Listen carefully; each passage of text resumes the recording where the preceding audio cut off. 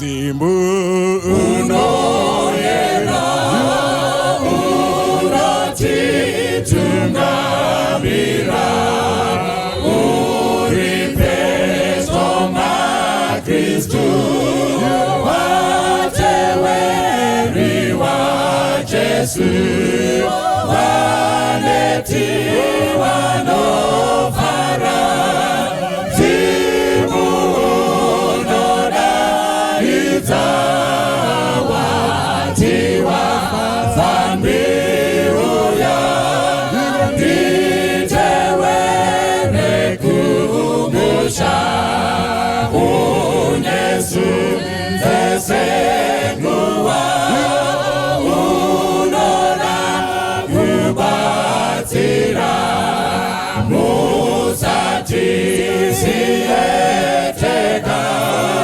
tiri kufamba mlima dambudzo rinouya moyo inozoneta watiwa familiuya nditewere kumusha apo edu mazuwa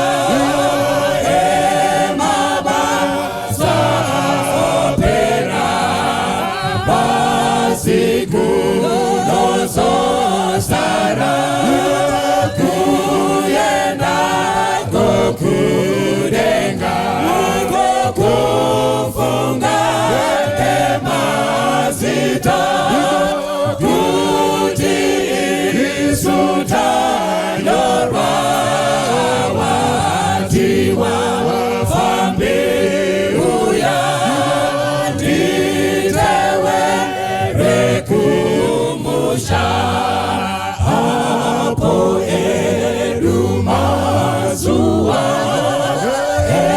emabasa opera basiku nozosara kuyenda kokudenga kokufunga emazita kuti isutanyorwa watiwa familiuya nditewere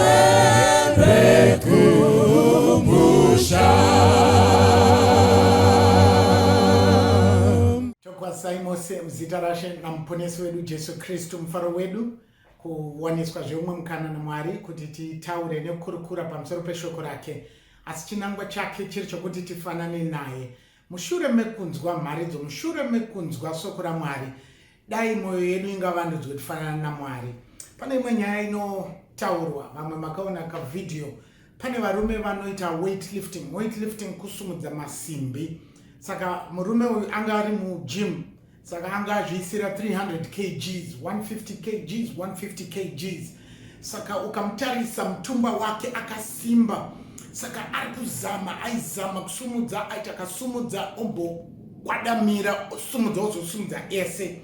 Saka panouya kamwe kamurume, ukatarisa mutumbi wako murume uyu wakatsonga, mutete, mudiki. Saka anosvika omira otarisa murume uya huita kuichisumudza, obva mutarisa, amutarisa obva excuse me, ndokumbira unganditenderero ndikubatsire, you are doing it wrongly. Zvauri kuita izvi unokwara, handizvo masumudziro wacho. Murume uya anomutarisa, otarisa mutumbi wake kuti ungatsumudzei ndikutonetseka nekusimba kwangu.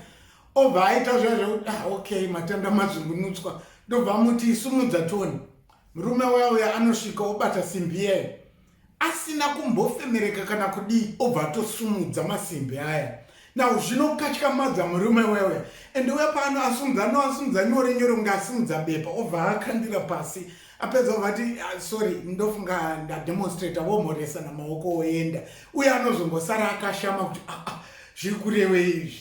Titenderei tipinde mubhaibheri nemi, tiri mubhuku raMaki.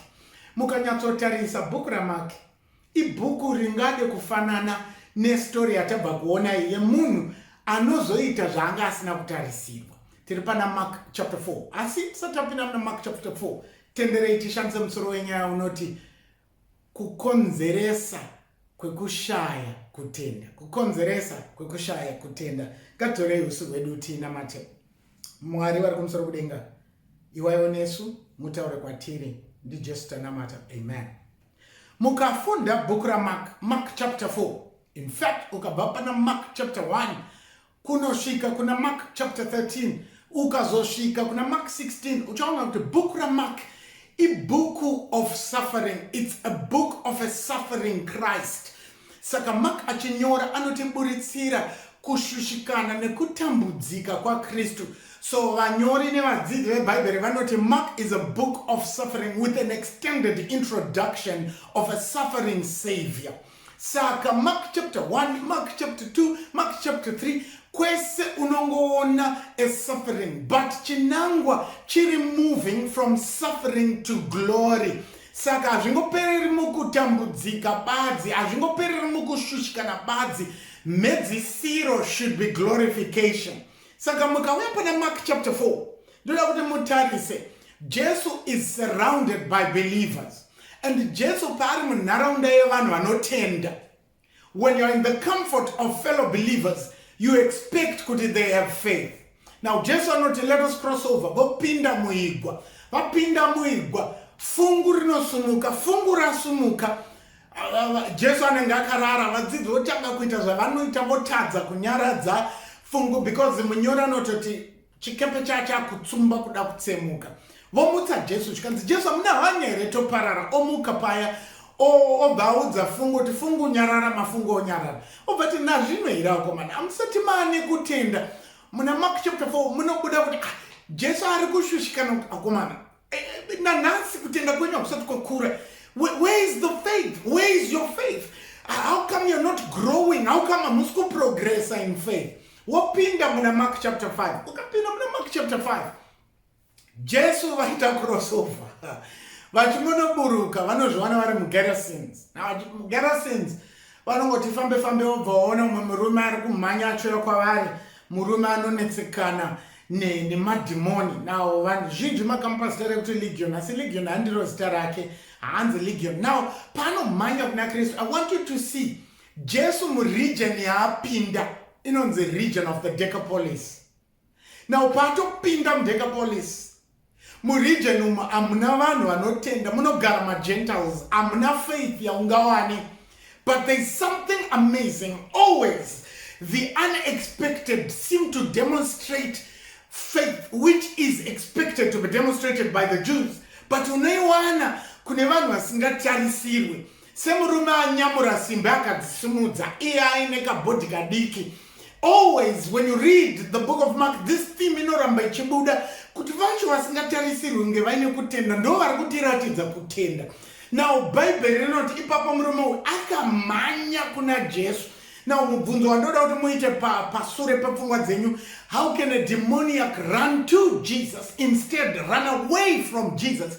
But he runs to Jesus. And Mark anoisa pachena panosvika pana Jesu, he bows down and he worships Jesus.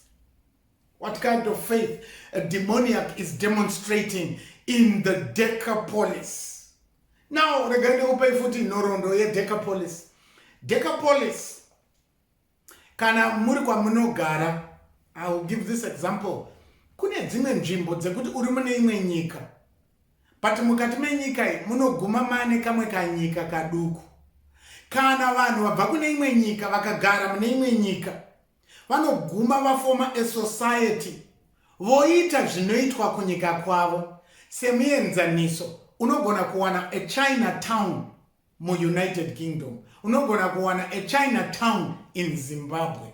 Zvazviri kungotaura ndezvekuti maChina paari kugara muZimbabwe vakati let us form a Chinatown so that zvinoitika kuChina ndo zvichaitika muno kunyangwe tiri muZimbabwe. Saka chikafu chedu chatinowana muChinatown ndo chakafanana nechatinongowana dai tatiri kuChina.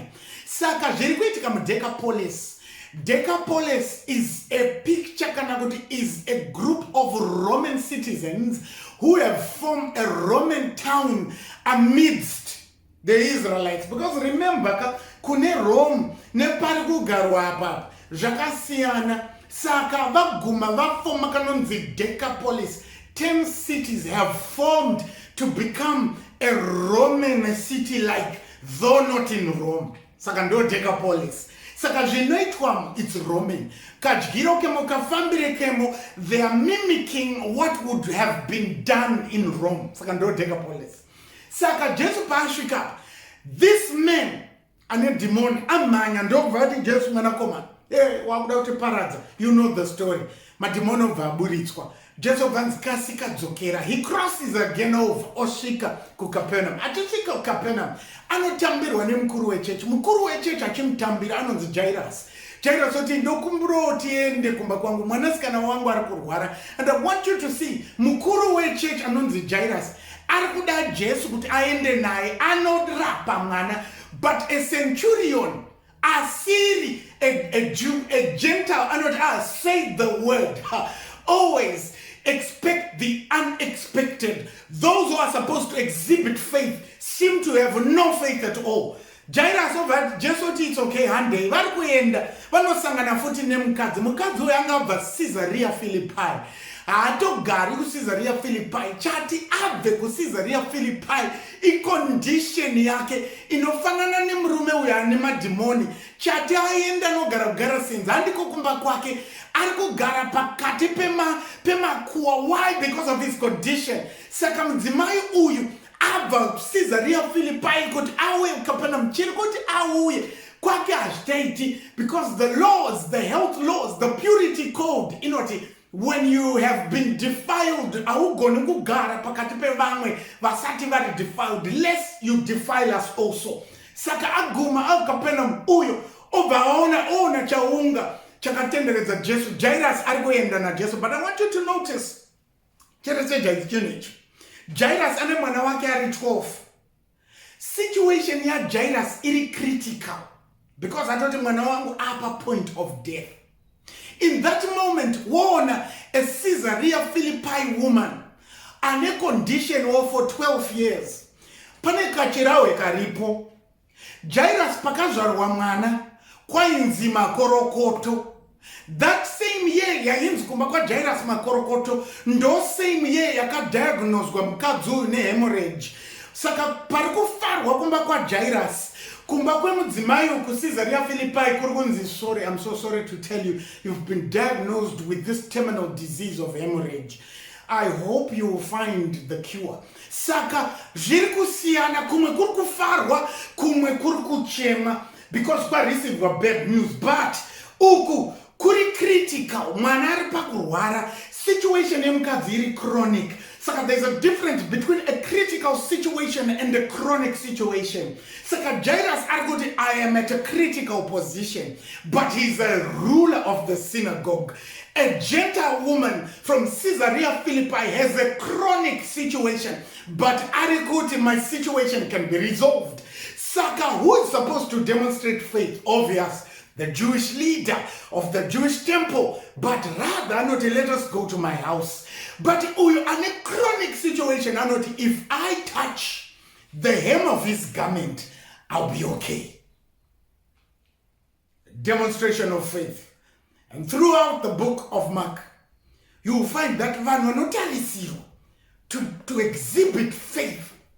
Handiwo vasingatarisirwi ndo vanoexhibita faith. And guess what? Anoti, if I just touch the hem of the garment. But rangarira hem kutsoka. How do you plan to touch the garment? What it tells me, mukadzi haana kutanga resolve kuti I'll touch the hem. Anoti, I will just touch his garment. But because of the press of the people around Jesus, she could not. Kune vanhu vakakomberedza Jesu nhasi, but yet they don't have that faith. And only a Caesarea Philippi woman is saying, if only I can touch. Saka mukuedza kupinda mubesanwa rakatenderedza Jesu. She was pushed, shoved, kusvika adonha akati I am determined to touch the garment. But anyway, regardless, let me just touch the hem, because ndoranda kusvikira. And when she touched the hem, her chronic solution was instantly healed. And guess what? Jesu anoti ndiani andibata. Mukazocherechedza muupenyu hwedu, many a times those who are expected to have faith don't exhibit faith, and those who are expected not to have faith at all exhibit faith. Chii chakazoitika kumberi? Maita basa mfundisi kuburitsa pachena. Rangarirai musoro wedu wenyaya uri kuti kukonzeresa kwekusatenda. Regai tiverenge Matthew chapter 6 verse 1 to 4 inoti, wakabvapo akasvika kunyika yake, vadzidzi vake vakamutevera. Musi weSabata wakati wasvika, akatanga kudzidzisa musinagoge. Vanhu vazhinji vakati vachimunzwa, vakashamiswa vachiti, munhu uyu wawanepiko izvozvi? Kuchenjera kwakapiwa munhu uyu ndokweiko? Namabasa esimba anoitwa namavoko ake.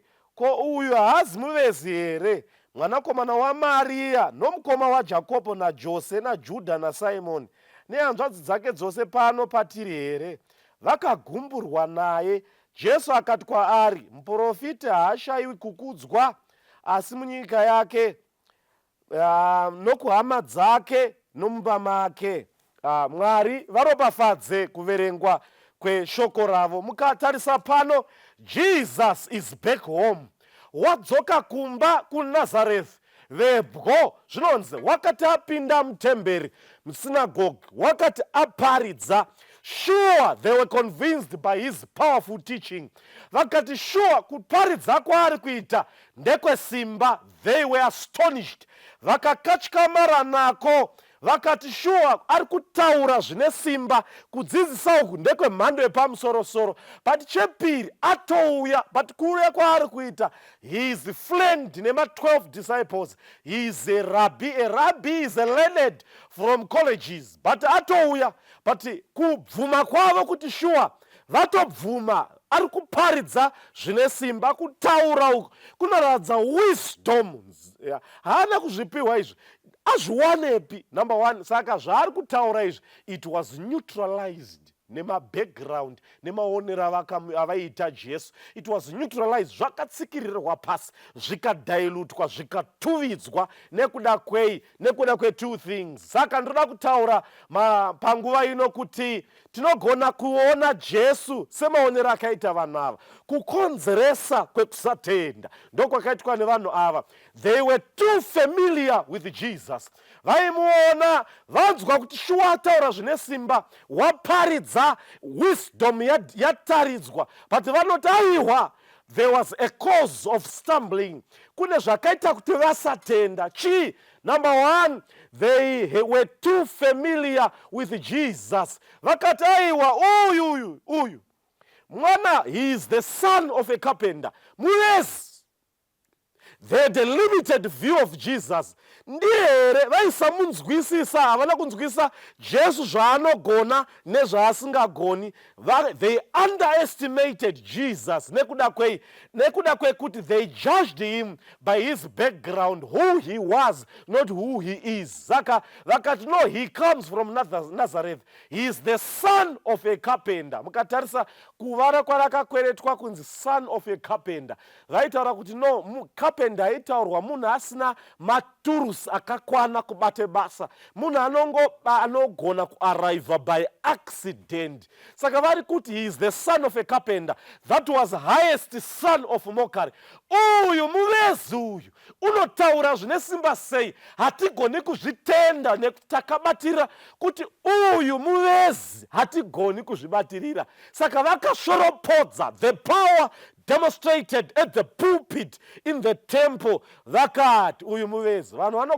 Kune vanhu vanogona kusatenda Jesu vachiti uyu muvezi, pane zvaanogona nezvaasingagoni. Ndinhasi pakarwariwa mumba, vanhu vanogona kuti izvi zvinoda kuvhunzira izvi. zvoda n'anga izvi. Uyu muvezi uyu, Jesu wandionamata zveurwere haagoni, Jesu wandionamata zvebasa, ndagara nguva refu ndisina basa. Uyu muvezi uyu, he is the son of a carpenter. Limited view of Jesus, what he can do. Vakatadza kusatenda vakati aihwa tomuziva ari the son of a carpenter. Zvekuparidza nesimba hatizvitendi nemhaka yei. They neutralize. Wishuwa vhangeri watorinzwa mukati mechechi rinoneutralizwa kunze. Vanhu votoda kusiya chipfambi. Isu tichirarama nechipfambi. Nhasi woda kurarama, woda kuramba nekuti paparidzwa kuchechi. Ivhangeri riri kuve kuti uyu muvezi uyu, Jesu wawatenda izvi hazvigoni izvi.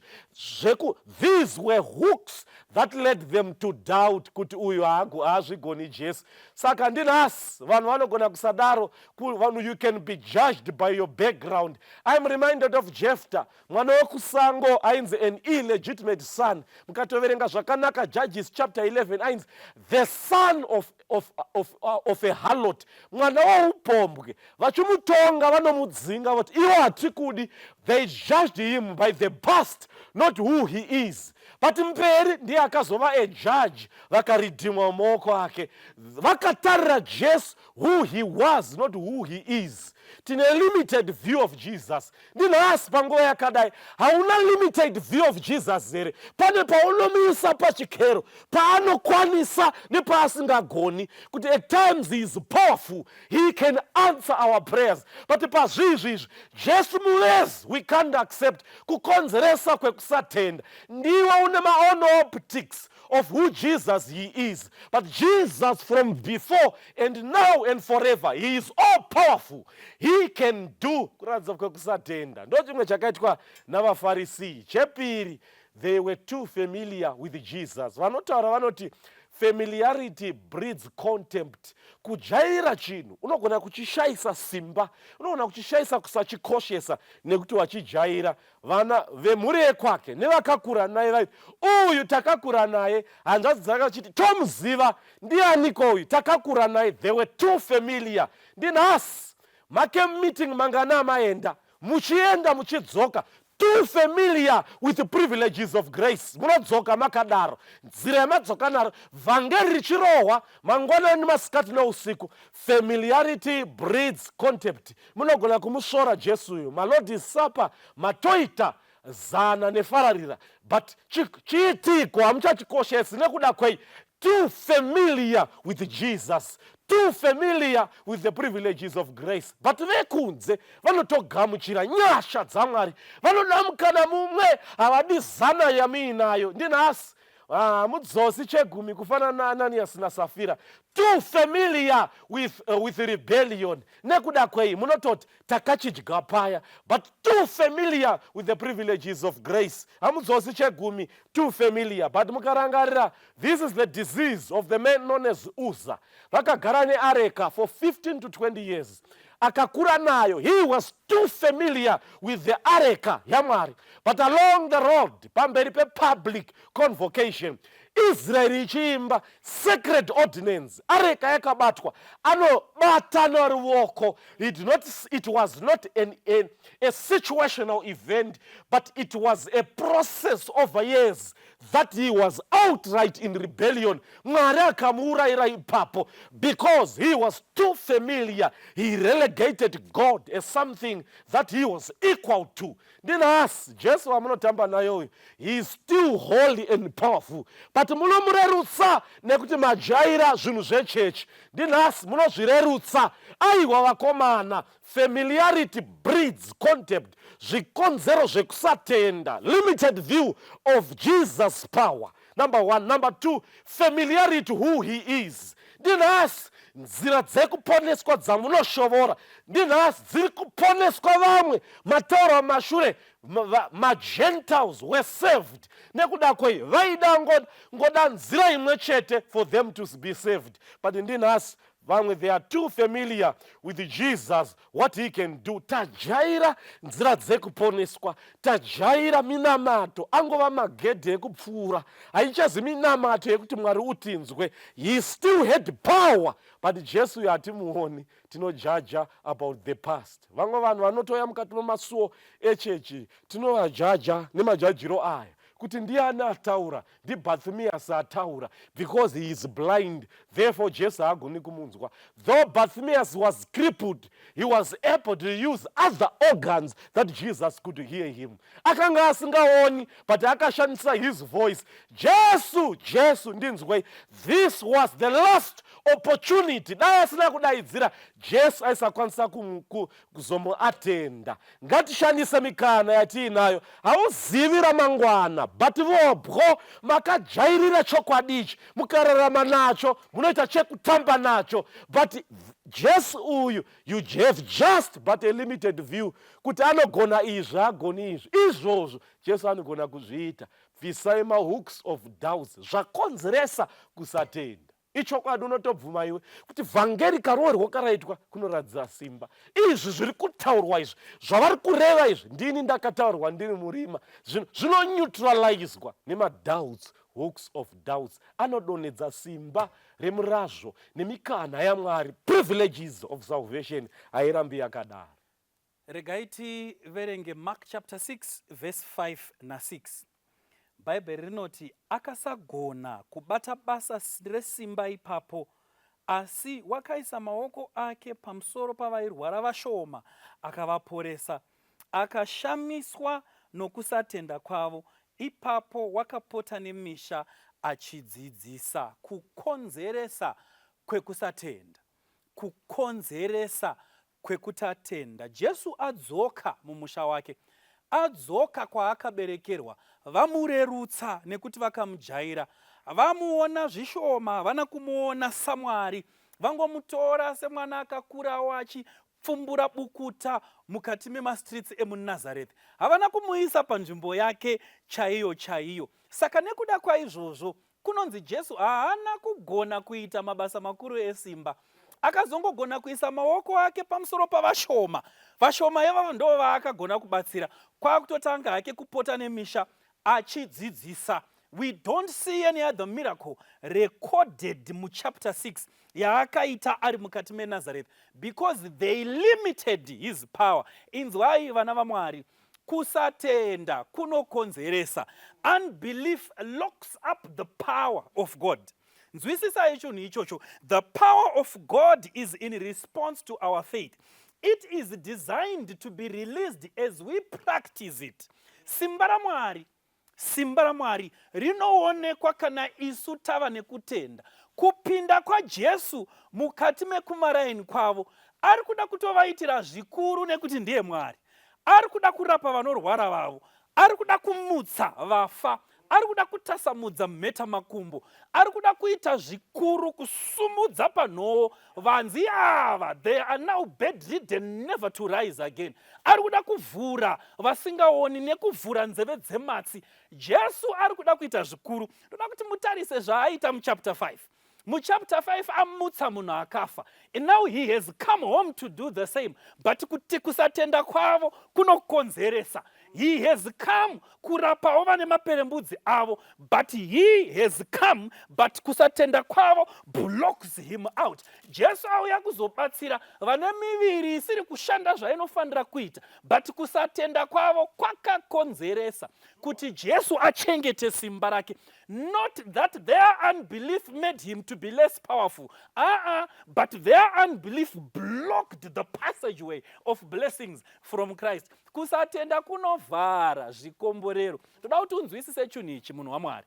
Mwari anozviziva kuti iwewe unoda basa, but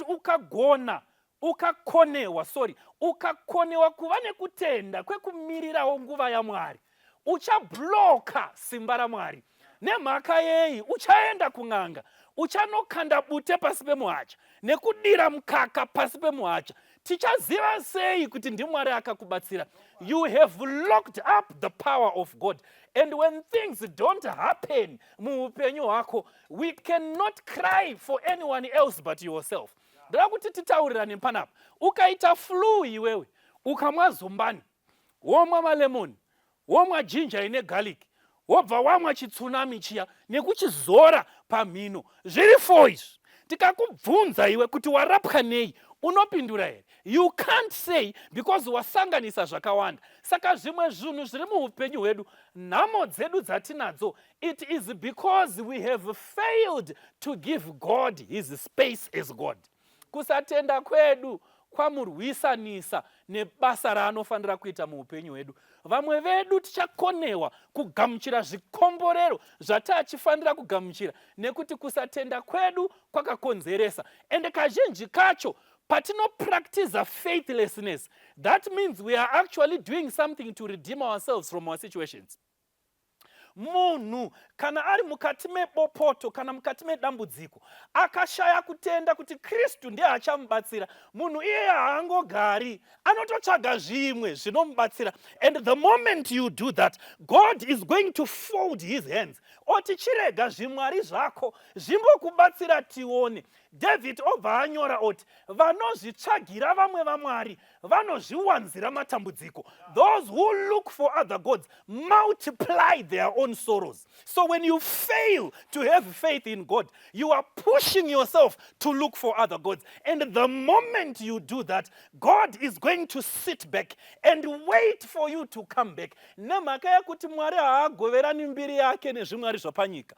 Mwari haagoverani mbiri yake navaprofita vaunovimba navo. Mwari haagoverani mbiri yake nen'anga dzako. Mwari haagoverani mbiri nama-connections. There are moments when God will fold his hands so that he can show you kuti chimwari chako hachibatsiri. Akapeta maoko, vanhu vafunga kuti Bhaari ndiye anonaisa mvura panguva yaElijah. 3.5 years mvura haina kunaya, kusvika iye Mwari ataura kuti yakunaya. There are moments in your life when unbelief will block blessings from coming. Unoziva here kuti munhu anogona kutoita mishenengene yake zvotoita kunge zvafamba, kutoroorwa chaiko zvotoita kunge zvafamba sekunge Mwari akomborera, but iwe uchiziva hako kuti wakajoinidza tambo dzaisafanira kujoina. Pamberi apo zvichabuda pachena kuti iwewe you practiced unbelief, and because you practiced unbelief, the blessings that we thought you received were never blessings from God in the first place. Saka Bhaibheri shoko raMwari riri kuburitsa pachena kuti unbelief locks up the power of God. Uchenjere kusvika pane rimwe zera usati wagamuchira zvawaifanira kugamuchira uchiri pazera iroro, because you have failed to believe. Bhaibheri shoko raMwari riri kuti haana kugona Jesu kuita mabasa mazhinji esimba nemhaka yekuti vaaida kuitira ndivo vakamurambidza.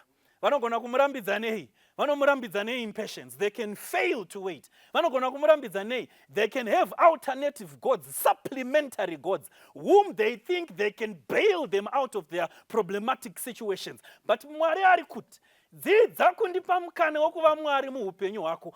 Unbelief blocks me from being the God that I want to be.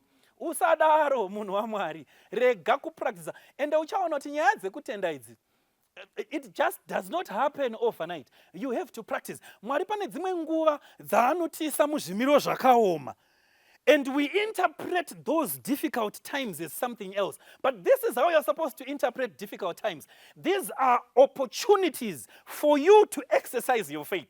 Mwari akupa mukana wekuti umuone iye muupenyu hwako. It is a chance when everyone else fails you, when everything else fails you, for God to rise as he did on Mount Carmel and show himself God in your life. But we shortchange God. We take away all those privileges he has of being God in our lives. Now, chimwe chunhu chinotikonzeresera kusatenda, kukonzeresa kwekusatenda, kuti you will never experience God fulfilling his promises in your life.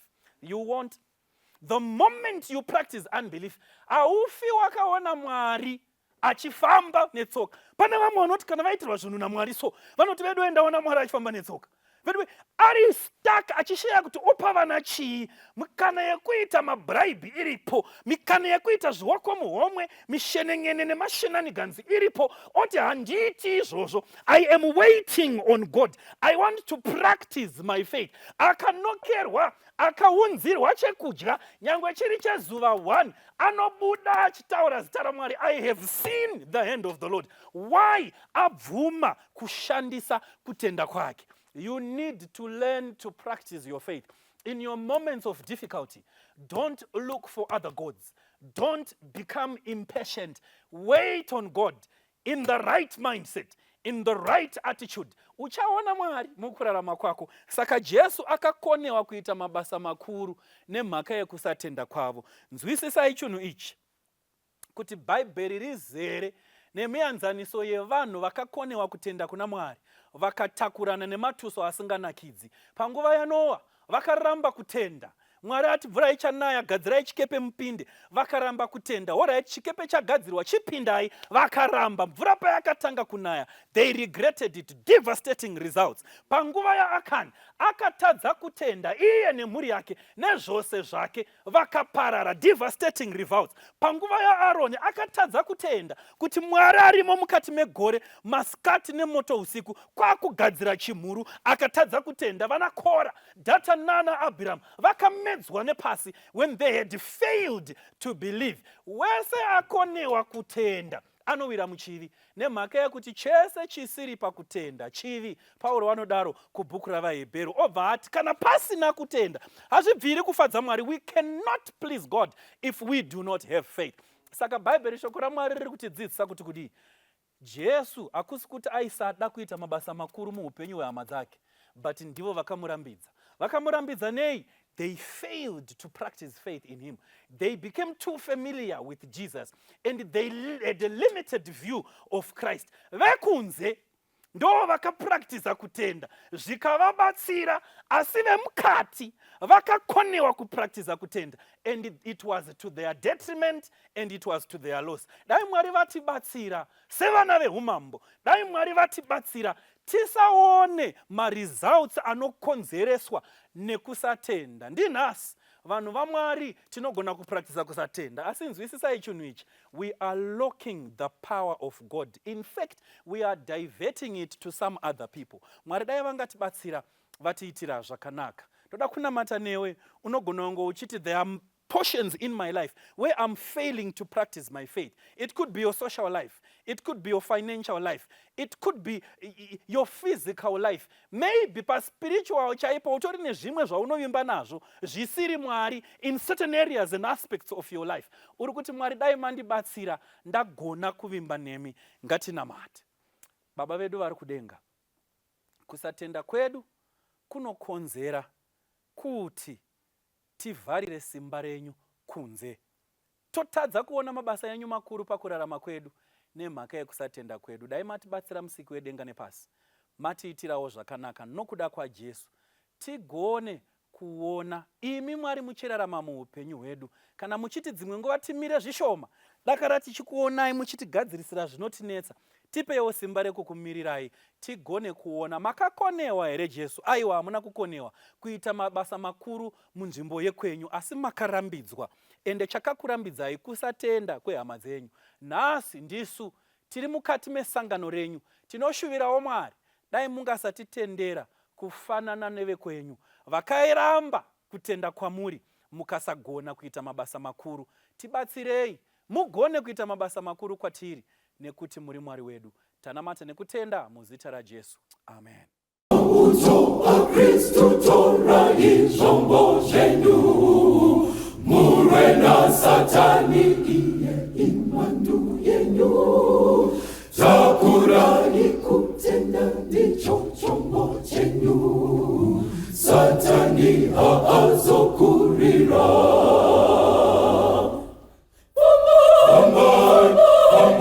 Fambai nesimba, fambai njochakurira, Jesu mambo wenyu achatungamira, hondo ya Satani iparadzwe. Yes.